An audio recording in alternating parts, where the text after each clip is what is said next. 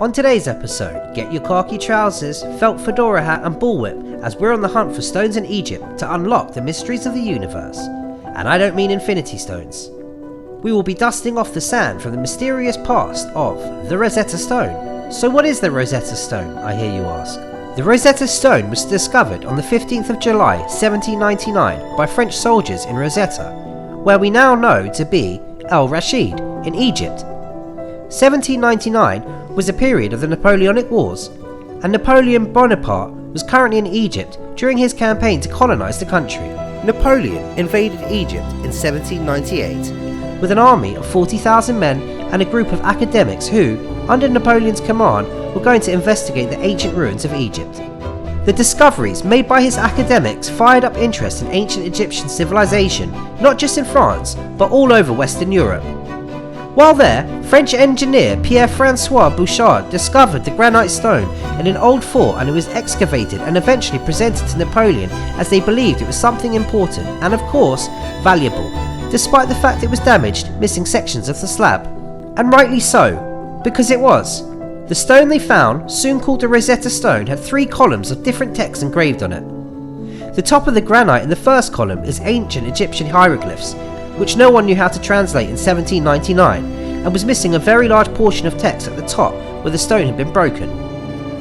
The middle section is in the Demotic script, a cursive form of writing system of Egyptian hieroglyphics, and is relatively intact in comparison to the other 2 scripts.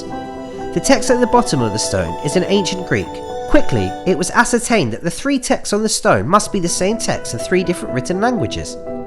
In 1800, copies of the stone were made in the hopes of translating the text. Jean-Joseph Marcel was the first to recognise the middle text, identifying it as Egyptian Demotic script, a written format that was used instead of hieroglyphs. But this magical mystery stone was seized under the Treaty of Alexandria by the British in 1801 after they overthrew the French, who had no choice but to surrender and give up the prize, along with many other ancient Egyptian artefacts they had found. Despite resistance from the French at surrendering the artefacts, soon the stone was on board the captured HMS Egyptine and reaching England in 1802 and present to King George III. Scholars viewed it at the Society of Antiques of London before reaching the British Museum. 4 plaster casts of the inscriptions were made for the benefit of 4 universities: Cambridge, Oxford, Edinburgh and Trinity College Dublin.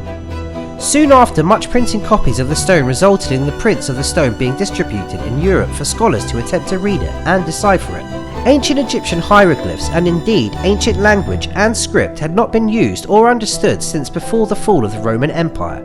Though it is over 4,000 years old, the art of reading and writing either hieroglyphs or written format, Demotic script of it, eventually became specialised and soon forgotten and no longer exercised. Yet the use of ancient Greek at the bottom was great, because ancient Greek at this point was widely understood and could be read. However, even the ancient Greek inscription proved tricky to decode. Key people responsible for decoding the stone were Thomas Young, a British physicist who identified some hieroglyphs pictured with sounding out a royal name.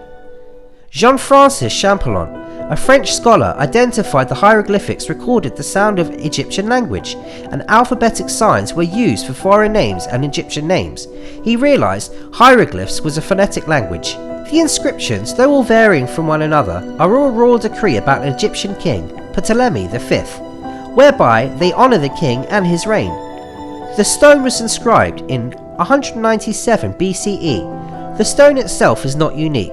There would have been multiple stone decrees inscribed for the king and placed around the temple showing support from the priests.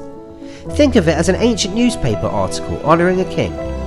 Furthermore, since the discovery of the stone, there have been other examples of decrees inscribed into granite. But what makes the stone so special and renowned is the fact that before this was uncovered and deciphered, no one in the world at the time knew how to read ancient hieroglyphics or Demotic script. It was a language completely lost in time. With the discovery of the stone and the race to decipher it, despite taking 2 decades, soon the world had scholars racing to decode it, and decode it they did. Once the stone provided the code for understanding how to read ancient Egyptian hieroglyphics, it then meant scholars could read the ancient hieroglyphs found in all of the pyramids, tombs and ancient monuments in Egypt. This code breaking essentially opened up the ancient Egyptian world for translation, so the scholars could read, interpret and understand the ancient Egyptian world. And while the Rosetta Stone was the key to unlocking the ancient civilization of Egypt, its discovery influenced the influx of archaeology in Egypt. Due to the interest, ancient Egyptian civilization influenced the Regency furniture, incorporating ancient Egyptian symbols and shapes. Such design can be found in the Prince Regent's Pavilion in Brighton in the United Kingdom. The Rosetta Stone, though holding the key to unlock an ancient civilization, is a damaged antiquity. It is irregularly shaped stone of black granite, measuring 3 feet 9 inches, which is 114 centimeters long, and is 2 feet 4.5 inches wide, which is 72 centimeters.